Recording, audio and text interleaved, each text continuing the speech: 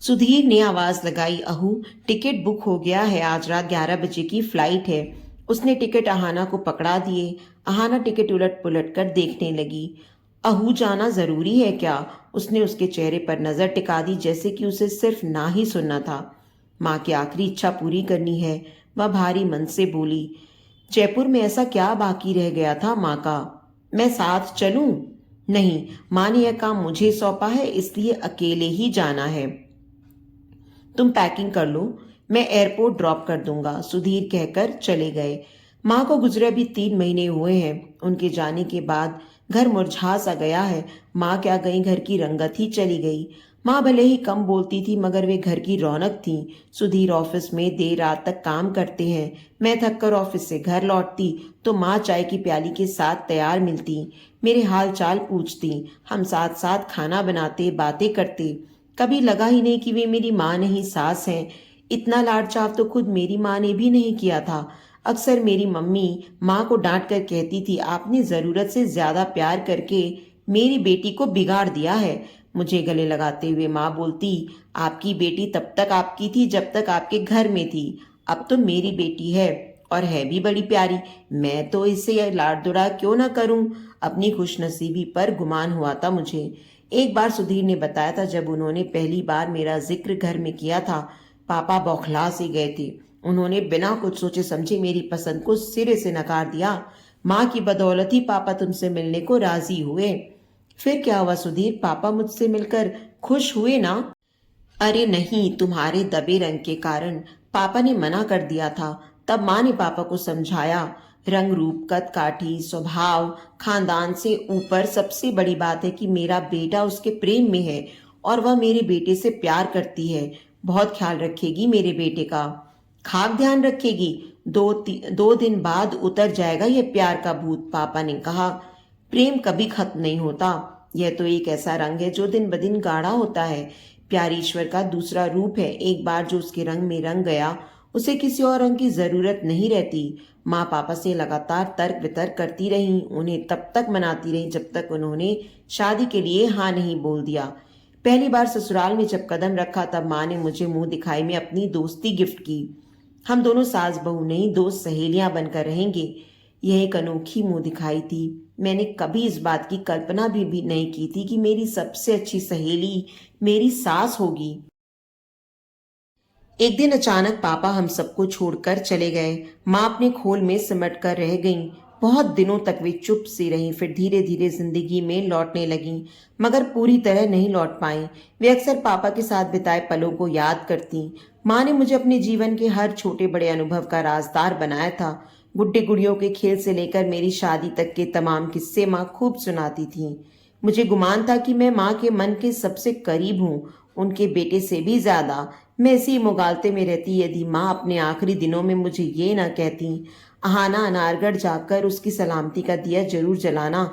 जयपुर में मेरी बचपन की सहेली मरती रहती है, वह तुझे ले जाएगी, जाना जरूर, वह मेरा पहला प्यार था। माँ की सांसें जवाब दे गईं और मेरे लिए कश्मकश छोड़ गईं। माँ, यह आपके जीवन का कौन सा अदृश्य हिस्सा था जिससे आप मुझे आखिरी क्षणों में मिलवाना चाहती थी? आप मुझे किस आजमाइश में डाल गई हैं?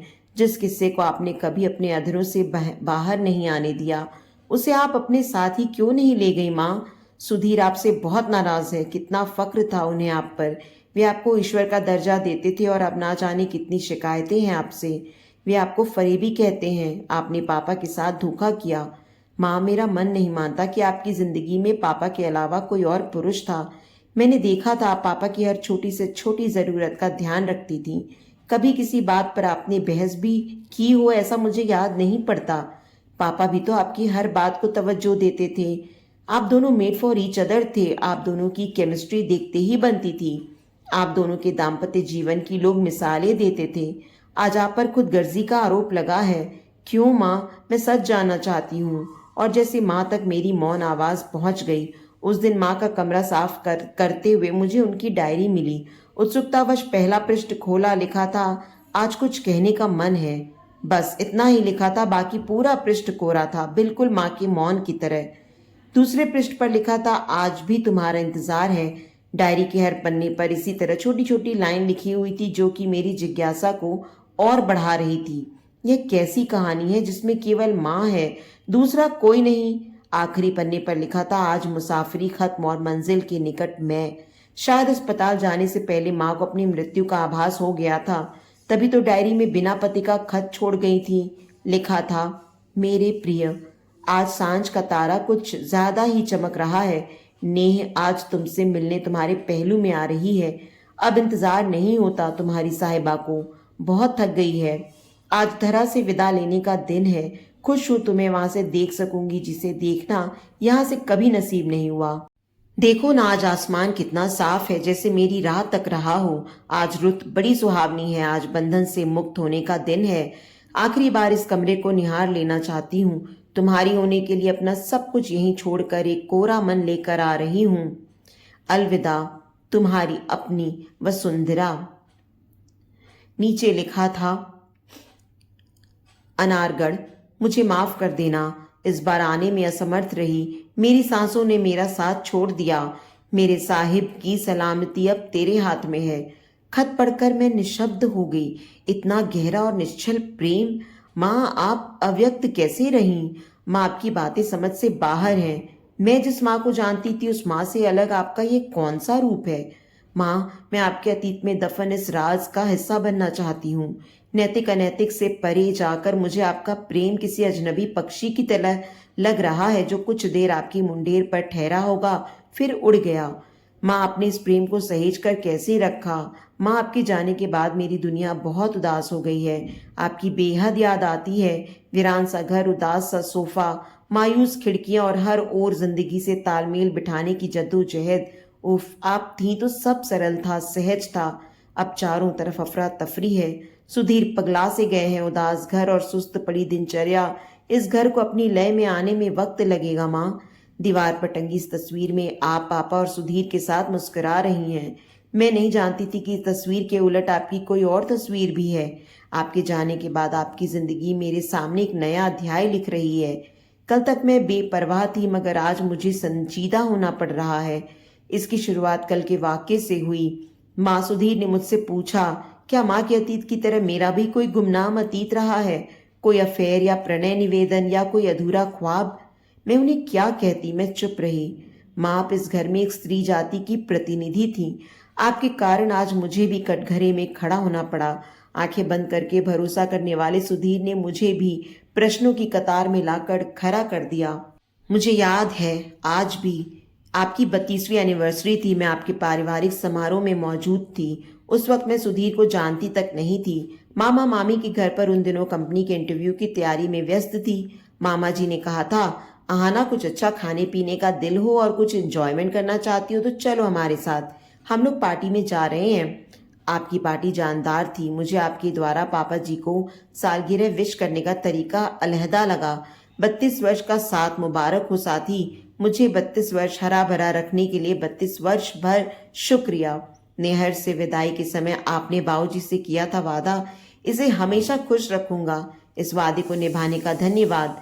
धन्यवाद इसलिए भी कि मेरे अंदर बहती अबूझ भावनाओं को सदा संभाला। आपके बोलने के अंदाज और आपके दिलकश स्वभाव की मैं कायल हो गई। पापा जी के कहकशों से पूरा वातावरण गुंजित हो उठा। कितने मिलनसार हैं आप दोनों। कच्चे पक्के रिश्तों को बखूबी सहेज कर रखने वाले, उनकी कद्र करने वाले और एक दूसरे पर बेइंतहा मोहब्बत लुटाने वाले इंसान से भला कोई कैसे दूर रह सकता है? घर आकर मैं खुद की भी नहीं रही। मेरी आंखों के सामने आप दोनों के चेहरे नजर आ रहे थे। मैंने मामा जी से कहा था कि अंकल आंटी की तरह यदि सास ससुर मिले तो मुझे शादी करने से भी कभी डर नहीं लगेगा। मामा जी मुस्कुरा दिए थे। माँ, आज आपकी जिंदगी की कहानी विद्रोह कर रही है। आज आपकी तलाशी ली जा रही है, सबूत ढूंढे जा रहे हैं। माँ, ये कैसा केस है जो आपके जाने के बाद दर्ज हुआ है? अब हर खुशी में मिलावट नजर आ रही है। धूप का रंग सलेटी होकर दहलीज को मटमैला कर रहा है। अब सागर नीला नजर नहीं आता और आकाश जैसे बेरंग हो चुका है। मुझे लगता है ये सब आपके गुनाह में बराबर के भागीदार हैं। माँ, जब हम दो नावों में एक साथ सफर नहीं कर सकते तो आपने कैसे किया? उस दिन मामा जी के मुस्कुराने की वजह समझ नहीं आई थी, लेकिन एक दोपहर आपका आना मुझे अचंभित कर दिया। उस दिन आपने मुझसे कहा था, वैसे तो मेरे बेटे ने तुम्हें जीवन संगिनी बनाने की ख्वाहिश बता दी है। तुम्हारी आंखों में कोई और शख्सियत हो जिसे पाना तुम्हारा मकसद हो तो कह सकती हो। यदि कुछ नहीं है तो अपनी मर्जी अनुसार मेरे बेटे के नाम की अंगूठी पहन सकती हो। माँ, आपने मुझे जिस तरह प्रपोज किया कि मैं ना नहीं कर सकी थी, वैसे भी उस पार्टी के बाद मैं आप सबकी मुरीद हो गई थी। आपके संस्कारों के साथ पला बड़ा आपका बेटा भी बिल्कुल आपकी जैसा ही था। कभी कभी मैं ईश्वर से पूछना चाहती हूँ कि क्या मैंने कभी इससे ज्यादा मांगा था। शादी करके जब मैं इस घर में आई, आपने मेरी मुंह दिखाई में मुझे अपनी सखी बनाकर दोस्ती गिफ्ट कर दी। माँ, यह अनोखा मुंह दिखाई उपहार था। आपसे बातें करके कभी लगा ही नहीं कि आपकी और मेरी उम्र में एक अरसे का फासला है। आपको प्रेम बांटना आता था और आपने बांटा भी। माँ, पापा सुबह 5 बजे उठकर पार्क में टहलने जाते थे। ये उनका रोजाना का नियम था। वर्ष के 30 दिन का यह दिनचर्या तब टल जाती थी जब आप 15 दिनों के लिए जयपुर जाती थी और पापा भी 15 दिन अपनी किसी यात्रा पर जाते थे। मैंने सुधीर से एक बार पूछा था, नाना नानी अब रहे नहीं, रवि मामा जी लंदन शिफ्ट कर गए, फिर माँ जयपुर क्यों जाती हैं? माँ अपने बचपन की पुरानी यादों को जीने जाती है, वह उनका मायका भी है। सुधीर आगे बोले, माँ कहती हैं माता पिता भले ही नहीं है मगर मायके में उनकी गंध बसी है, उनकी आत्मा विचरती है। आत्मा के सहारे बेटियां अपने माता पिता के प्यार के साए में महफूज रहती हैं। माँ भी ना अपनी बातों के आगे किसी को टिकने नहीं देती। मैं सराहना करते हुए बोली, माँ की एक सहेली मरती भी रहती है। वे अपनी सहेली से हर साल मिलकर आती हैं और बहुत प्रसन्नचित लगती हैं। माँ, आपकी सहेली आपकी राजदार थी, काश मैं भी होती। आप जयपुर क्यों जाती थी? यह बात मैं सुधीर को नहीं समझा पाई। पापा के कपड़े माँ खुद अपने हाथों से धोती थी। कहती थी, हाथों से धुले कपड़ों की चमक कभी फीकी नहीं पड़ती। तुम्हारे पापा मेरी बिंदिया की चमक हैं, मैं उन्हें कैसे फीका पड़ने दूं? पापा पुराने दिनों को याद करके कहते थे कि आज मैं जिस मुकाम पर हूँ उसमें तुम्हारी सासू माँ का यानी नेह का बड़ा हाथ है। मेरे अपने मुझसे मुंह मोड़ गए। उस वक्त मेरे पास कुछ भी नहीं था। तुम्हारी माँ ने बेहद गरीबी में अपना घर बसाया था। उसने कभी शिकायत का मौका नहीं दिया, ना ही कभी शिकायत की। कभी कभी हालात ऐसे हो जाते थे कि हमें लगातार 2 दिन तक खाने को कुछ भी नसीब नहीं होता था, तब भी नेह ने उफ तक नहीं की। वह हमेशा मुझसे कहती थी कि सब दिन होत न एक समान, अपने दिन भी फिरेंगे, ईश्वर पर भरोसा रखो। अमीर घर में पली बड़ी लाडली संतान मेरी कंगाली में मेरा साथ निभा गई। पापा उस दिन बता रहे थे कि जीवन के सबसे खराब दिनों में तंग आकर उन्होंने एक दिन स्वयं को कमरे में कैद कर लिया था। ने पता नहीं कब से कब तक दरवाजे के पास बैठी रही।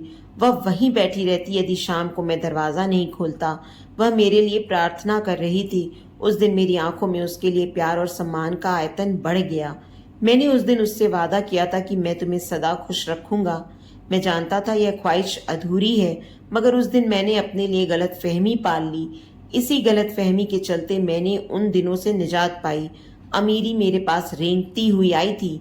जब जब मुझे नेह की जरूरत पड़ी तब तब उसने मेरा साथ बखूबी निभाया। मुझे एक पल के लिए भी एहसास नहीं हुआ कि वह मेरे साथ नाखुश है। माँ, पापा की बात से मैं भी सहमत हूँ। आपके दैव्यमान चेहरे पर हमेशा ही मुस्कान बनी रहती थी। आप हर परिस्थिति में ढल जाती थी या अपने अनुकूल बना लेती थी। जो भी आपसे मिलता आपका हो जाता। आपके मिलनसार स्वभाव के कारण आपसे कोई न कोई मिलने घर पर आता रहता था। आपकी कितनी सारी सहेलियां थी और फिर पापा के मिलने जुलने वाले। आप कभी मेहमानों की आवभगत करते समय थकती नहीं थी। कितनी मनुहार से सबको खाना खिलाती थी। सुधीर के लिए आप परफेक्ट मॉम थी। आज वे आपको नापसंद करने लगे हैं। ये कैसी मर्द जाती है माँ। एक अदृश्य सच के सामने आने से बेटा माँ से ही घृणा कर बैठा। क्या पापा भी इसी तरह रिएक्ट करते? आप कहती थी कि पुरुष मासूम बच्चे की तरह है जिसे समझाने के लिए धैर्य की जरूरत होती है। माँ, मुझ में आप जितना धैर्य नहीं है। मुझे सुधीर के प्रति डर लगने लगा है। ठीक रात 11 बजे फ्लाइट लैंड कर गई। एयरपोर्ट पर सुधीर ने एक बार फिर मुझे रोकने की नाकाम कोशिश की। वे नहीं चाहते कि मैं माँ की आखिरी इच्छा पूरी करूं। उनकी पुरुषवादी मानसिकता आपको दोषी ठहरा रही है। माँ, मैं आपसे पूछना चाहती हूँ कि आपने सुधीर को ये क्यों नहीं समझाया कि एक स्त्री भी प्यार कर सकती है, उसकी अपनी चाहत होती है। यह तो स्त्री मन की मानता है जो 7 फेरों के बंधन को स्वीकृत करके और उसे शिद्दत से निभाते हुए अपने अतीत को मिट्टी में दफन कर देती है। मैं बेसब्री से आपके उस रूप को देखना चाहती हूँ जिसमें सतरंगी रूहानी ख्वाब थे। थोड़ी देर में जयपुर आने वाला है। सच कहूँ माँ, मेरी घबराहट बेतहाशा बढ़ती जा रही है। मेरी रूह कांप रही है, जाने क्या सामने आने वाला है। हो सकता है मुझे यहाँ से लौटते समय कोई अफसोस रह जाए। आपने पापा के साथ जीवन भरपूर जिया है, फिर भी जाने क्यों मन में बैठे उस अदृश्य को उजागर कर आपने अपनी छवि को ही धूमिल कर दिया। मकड़ी के जालों सा उलझता माँ का प्रेम, जिसे केवल माँ जानती थी या जानते थे उनके विशेष अपने, जिसका जिक्र माँ ने ठीक मृत्यु से पहले आखिरी क्षण में किया। रिमझिम बरसती बूंदों से आच्छादित गुलाबी शहर ने मेरा स्वागत किया। नानी के घर में माँ की पुरानी सहायिका ने मेरे लिए कमरा साफ कर दिया था। आप इमरती हैं? माँ ने इस नाम का जिक्र अंतिम समय में किया था। नहीं, मैं सरस्वती हूँ। इमरती तुम्हारी माँ की सबसे पक्की सहेली है। मालवीय नगर के फ्लाईओवर के नीचे कबूतरों का जमघट लगता है, वहीं पर वह दाना चुग्गा लेकर बैठती है। आप मुझे उनका पता दे देंगी? उन्होंने हाँ में गर्दन हिलाते हुए कहा। कल सवेरे चली जाना। वे वहां से उठने का उपक्रम करने लगी। अगर आपको कोई जरूरी काम ना हो तो मुझसे बात कर सकती हैं। मुझे माँ की जिंदगी के बारे में जानना है। मैंने उन्हें अपना आने का उद्देश्य ना जाने क्यों बता दिया। जो राख हो गया उसमें चिंगारी क्या ढूंढनी। मरने वाले के साथ उसकी कहानियां भी मिट जाती हैं आना बहू, लेकिन उनके निशान रह जाते हैं आंटी। माँ ने मुझे अधूरा काम पूरा करने का दायित्व सौंपा है। वह भी जिद की पक्की निकली। अजनबी राहों की अंधेरी कंदराओं में सारी उम्र भटकती रही। वह दौर इश्क की गलियों में विचरने वाला नहीं था, मगर इसे ना जाने कैसे रोग लग गया। कौन था आंटी वह? आपने उसे कभी देखा? पता नहीं, मैंने उसे कभी नहीं देखा। मैं तो नेह की शादी पर ही इस घर में आई थी। पहली बार नेह को ही तब देखा था। नेह को सबने भरपूर प्यार दिया, कोई कमी नहीं थी। 18 बरस की रूपवती कन्या थी, 10वीं जमात में पढ़ रही थी। एक दिन बड़े साहब ने अपने मिलने वाले किसी परिचित के बेटे से नेह का रिश्ता पक्का कर दिया। जब नेह को पता चला वह खूब रोई गिड़गिड़ाई, यहाँ तक शादी से इनकार भी किया, मगर सब बेमानी था।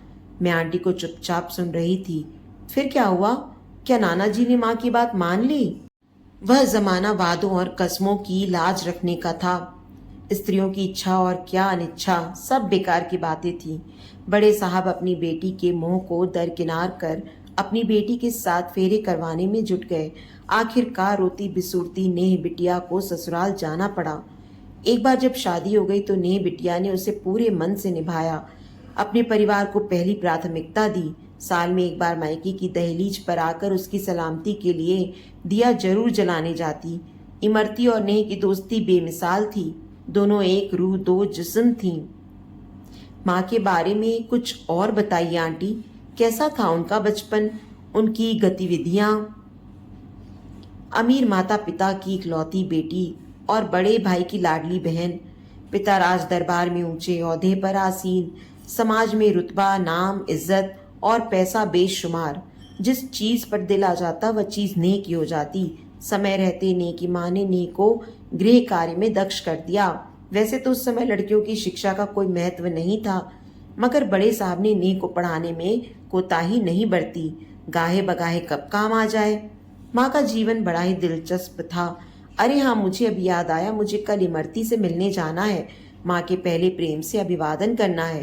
हृदय में प्रेम संगीत के स्वर जो गुनगुनाए थे, उनकी गूंज सुनने का समय आ गया है। रात बहुत हो गई है, जाओ बहू रानी, सो जाओ। अगले दिन मैं मालवीय नगर फ्लाईओवर के नीचे खड़ी थी। गुलाबी ओढ़नी में एक निस्तेज काया पास खड़े कट्टों से छोटी छोटी प्लेट में बाजरा, मूंग, मक्का, ज्वार जैसा चुग्गा भर रही थी। कुछ लोग खरीद कर कबूतरों को खिला रहे थे और कुछ सेल्फी ले रहे थे। प्रणाम मौसी, मैंने हाथ जोड़कर उनका अभिवादन किया। वह मिचमिचाती आंखों से मुझे देखकर बोली, कितने का चुग्गा चाहिए? चुग्गा नहीं चाहिए, मुझे माँ ने आपके पास भेजा है। तुम आहाना बहू हो? उन्होंने आंखें मलते हुए पूछा। मैंने हाँ में सिर हिला दिया। उनकी आंखें पनीली हो गईं।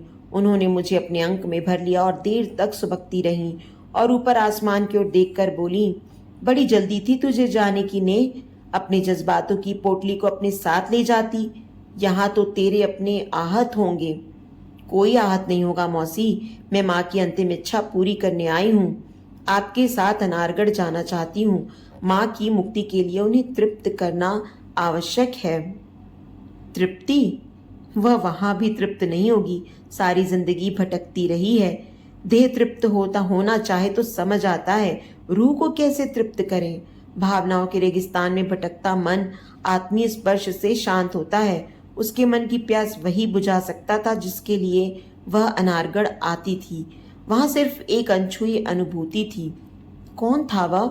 यह मेरा प्रश्न था जो मैंने ना जाने कितने लोगों से पूछा था। मौसी पुराने दिनों में लौट गई थी। कहने को कोई नहीं था मगर एक धुंधली आकृति नेह के मन मंदिर में ऐसी विराजी कि मरते दम तक उससे आजाद नहीं हो पाई। एक जोड़ी आंखों द्वारा किसी को याद करना एक खूबसूरत सी बात लगती थी। नेह को लगता कि प्रेम कहानियां हकीकत की बयानी होती हैं। वह इस झूठ से बाहर नहीं आना चाहती थी। हम दोनों की राजदार डूबती हुई सांझें थी जिसमें हम अपने सुख दुख कहते थे, सपने देखते थे, ख्वाब सजाते थे। 16 की उम्र रूहानी बातों की थी। ये जो तुम स्मृतियों को कुरेदने यहाँ आई हो वह अंतस में दबी गूंजती आवाज थी। ने मैं वापस आऊंगा। ने साहिब को कैसे नाउम्मीद छोड़ देती। वह गिलहरी के साथ अटखेलियां करती, हिरनी की तरह कुलाचे भरती, हवा से उन्मुक्त। उसके पैर तब थमे जब उसे बताया गया कि उसकी सगाई हो गई है। आज के जमाने जैसा नहीं। ब्राह्मण और नाई ही रिश्ता तय कराए थे। तुम्हारे नाना ससुर यानी नेह के पापा ऊंचे ओहदे पर थे, अंग्रेजों का हुक्म बजाते थे। उनका सरकार में उठना बैठना था। पैसों की कोई कमी नहीं थी। सबसे ऊंची हवेली और मोटर कार उनके पास थी। ब्राह्मण किसी अंग्रेज पुत्र से नेह का रिश्ता पक्का कराए। कार्तिक देवउठ ने काची को विवाह निश्चित हुआ। घर में खुशियां लहलहा गईं। ने गोरे चिट्टे चांद जैसे मुखड़े वाले सुकुमार के ख्वाब देख लिए। अरे बावली, यो सुबुद ना खो, ना जाने तू उसकी प्रीत भी है या नहीं। एक दिन मैंने उसे झिंझोड़ा। तेरा नाम इमरती है, तुझे मीठी बातें करनी चाहिए। कुनैन कैसी कड़वी बातें तुझ पर नहीं जचती, उसने इमरती की चोटी खींचते हुए कहा। उस दिन भी सांझ का सूरज ढल रहा था। हम अपनी अपनी बातों के साथ छत की मुंडेर पर आकर बैठ गई थी। मेरी माँ ने के घर खाना बनाती थी। हमारी गरीब स्थिति देखकर बड़े साहब ने अपने घर के एक कोने में हमें आसरा दे दिया था। हम उम्र होने की वजह से हम दोनों में गहरी यारी थी। तुम्हारी माँ ने जिसे भी अपना कहा उसने शिद्दत से उस रिश्ते को निभाया, चाहे मैं हूं या वो। जब भी जयपुर आती थी अपने परिवार के बारे में ढेर सारी बातें करती थी, विशेषकर तुम्हारे बारे में। तुम उसके कलेजे का टुकड़ा थी। कहती थी आहाना के रूप में बेटी देकर ईश्वर ने मेरी ख्वाहिश पूरी कर दी। माँ के मन में मेरे प्रति अगाध प्रेम को देखकर मेरी आंखें छलक आईं। सच है, सास के रूप में मुझे माँ मिली थी। मौसी, आप माँ की दिलकश कहानी सुना रही थी। हाँ, वे अपनी आंखें साफ करती हुई बोली। तुझे तो सब बताना ही है। उस दिन जब मैंने उससे कहा था कि वह तुझसे प्यार करेगा या नहीं, क्योंकि वह ठहरा फिरंगी, तो नहीं मुझसे रूठ गई। देख इमरती, अब उसके नाम की लौ इस दिल में जल गई है। अब यह मरते दम तक नहीं बुझेगी। वो चाहे या ना चाहे, हम मिले या ना मिले, मैं उसकी दीवानी हूँ। आज के बाद दोबारा इस तरह की बात नहीं करना। वह मुंह फुलाकर वहां से उठ गई। अगले 2 दिनों तक उसने बात नहीं की। ये दिल की लगी है, अब नहीं मिटेगी। उसके इश्क का अंदाजा तब हुआ जब उसने 2 दिन तक अन्न जल ग्रहण नहीं किया। नीलवर्ण आकाश पर तैरते सफेद रुई के बादल और मंद हवा के झोंकों ने उसके प्यार की अहमियत बता दी। उसके दिल का हाल भला मैं कैसे न समझती। मैं उसकी अंतरंग सखी जो थी। उस शाम मैंने उसके कमरे का द्वार खटखटाया। उसने कहा, फिर नहीं कहना वह मुझसे मोहब्बत नहीं करेगा। उस रब ने कुछ सोचकर ही मेरा नाम उसके नाम के साथ जोड़ा होगा। जो नाता ईश्वर ने जोड़ा है उस पर इनकार कैसा। मैं समझ गई तेरे इश्क के तराने को। चल इस प्रीत को अमर कर देते हैं। मतलब? आश्चर्यचकित आंखों में जिज्ञासा तैर गई थी। अनारगढ़ की फिजाओं में वहां जाने की इजाजत कौन देगा? पूछ लिया है मैंने तुम्हारी माई से, और अकेले नहीं जाएंगे। इस गांव की सब लड़कियां जा रही हैं अनारगढ़। सब दरवाजे पर प्रतीक्षारत है। आज हम सब मिलकर मन्नत मांगेंगे तुम्हारे लिए। उस रात अनारगढ़ के उस छोटे से मंदिर में सब सहेलियां जमा थीं। वह मंदिर दियों और साथ की उम्मीदों से जगमगा उठा था। उस दिन हवाओं ने प्रणय गीत गाए थे। इस प्रेम कहानी की दास्तान सुनते सुनते बरसात भी रो पड़ी थी। आज भी उस दौर की सहेलियों के दिल में आषाढ़ की वह रात बसी होगी जब उल्फत के नगमे गूंजे थे। प्रार्थनाओं में रुमानियत उतर आई थी। नेह चाहत का दिया थी, विरह में जल रही थी। उस दिन मेरी समझ में आ गया था, प्रेम में मिलना जरूरी नहीं, वह तो किसी के आने की आहट से पहले ही जन्म ले चुका होता है। नेह प्रेम दीवानी हो गई। उसकी हर खुशी उसके नाम से शुरू और उसके नाम पर ही खत्म होती थी। उसकी रूह से बिछड़ कर पराई हो चुकी थी। यहाँ तो सिर्फ एक काया शेष थी।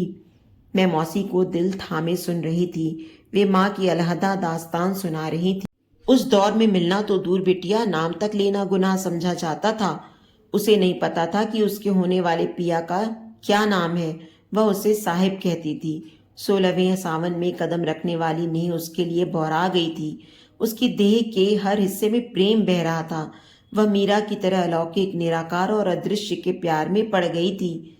एक रोज उसने कहा, इमरती, आज दिल घबरा रहा है, तू दुआ कर सब ठीक हो। और दुआएं खाली हो गईं। पैगाम रो पड़े और हवाएं बदहवास हो गईं। मौसम गुस्से में बौखला गया। आसमां झरझर बरस रहा था। नेह की मोहब्बत ने अलविदा कह दिया। वे एकदम से चुप हो गई थी। ऐसा क्या हुआ था मौसी? वतन के लिए खुशखबरी थी, भारत आजाद हो गया। हम स्वतंत्र होने का जश्न मना रहे थे। नेह अपनी जुदाई का रंज अपने सीने में जब्त कर चुकी थी। अंग्रेज अपने वतन लौट गए थे, साथ ही अंग्रेज पुत्र भी। जो रिश्ता भी ठीक से जुड़ा भी नहीं था, वह हमेशा हमेशा के लिए टूट गया। बड़े साहब ने दो टूक शब्दों में कहा, वतन आजाद हो गया है, हम परतंत्रता से मुक्त हुए, अब गोरे लोगों से सारे ताल्लुकात खत्म।